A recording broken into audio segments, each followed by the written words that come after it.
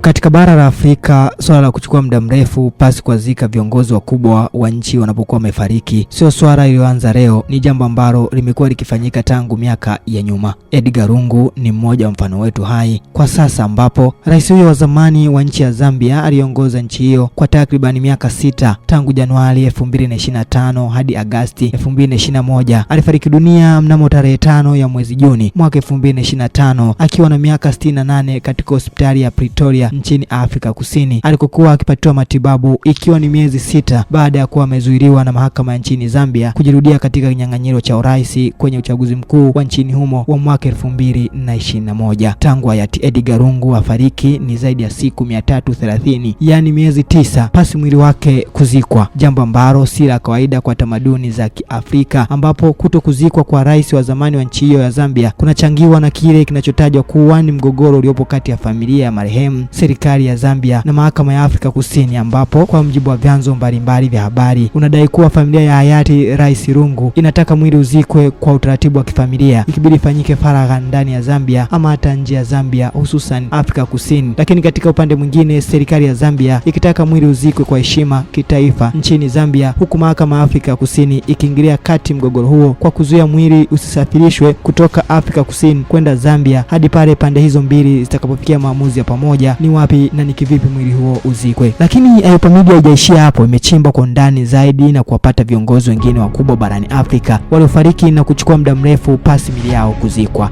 Nao ni Agostinho Neto, mpambanaji, mwanaharakati, mtetea uhuru na rais wa kwanza wa Angola, ambaye aliaga dunia tarehe 10 ya mwezi Septemba mwaka 1979 jijini Moscow ya nchini Urusi akiwa na miaka 56. Ilichukua zaidi ya miongo mitatu, takriban miaka 33, mwili wake kuzikwa kwa sababu zilizotajwa kuwa ni kutokuelewana baina ya serikali na familia ya marehemu. Kiongozi mwingine ni Kwame Nkrumah, mmoja wa wakombozi wa bara la Afrika, akiwa ni rais wa kwanza wa nchi ya Ghana, zamani Gold Coast, tangu mwaka 1960 hadi mwaka 1966 baada ya kupinduliwa na kutoka madarakani. Aliaga dunia mnamo Aprili 27 mwaka 1972 jijini Bucharest nchini Romania kwa ugonjwa wa kansa akiwa na umri wa miaka 62. Ilichukua takribani miaka 20 mwili wake kuzikwa kwa sababu zilizotajwa kuwa ni migogoro ya kiserikali iliyokuwepo nchini Ghana baina ya utawala na wananchi, hadi iliyopelekea hayati Kwame Nkrumah kuishi uhamishoni nchini Guinea alikokuwa akiongoza Rais Sékou Touré kwa kipindi hicho kabla ya mauti kumkuta. Mwili wa hayati Kwame Nkrumah ulihifadhiwa kwa heshima kubwa nchini Guinea kabla ya kuletwa nchini Ghana mnamo mwaka 1992 na kuzikwa kwa heshima na wananchi wa Ghana. Tuhitimishe na Jonas Savimbi. Huyu si rais, ila ni mmoja wa viongozi wakuu wa upinzani nchini Angola na kiongozi wa movement ya UNITA, ikiwa ni mmoja wa wachezaji wakuu wa vita vya kukomboa na kupinga serikali ya Angola baada ya uhuru wa nchi hiyo. Aliwahi kuongoza mapambano makali ya vita wenyewe kwa wenyewe nchini Angola dhidi ya serikali ya MPLA kwa kipindi kirefu cha zaidi ya miaka 20 tangu mwaka 1975 hadi mwaka 2002. Hayati Jonas Savimbi aliaga dunia mnamo tarehe 22 Februari mwaka 2002 katika eneo la Lachuse nchini Angola baada ya kupigwa risasi katika mapigano ya vita akiwa na umri wa miaka 67. Mwili wake ulibaki bila kuzikwa kwa muda mrefu kutokana na migogoro ya kisiasa na vita vya ndani ambavyo vilipelekea serikali na upinzani kushindwa kufikia makubaliano ya harakati kuhusu mazishi yake. Hatimaye baada ya miaka takriban 17 ya amani na mazungumzo ya kisiasa ndani ya nchi, mwili wake uliruhusiwa kuzikwa rasmi mnamo 2019 katika kaburi la familia yake eneo lililopo Ropitanga, province ya Bié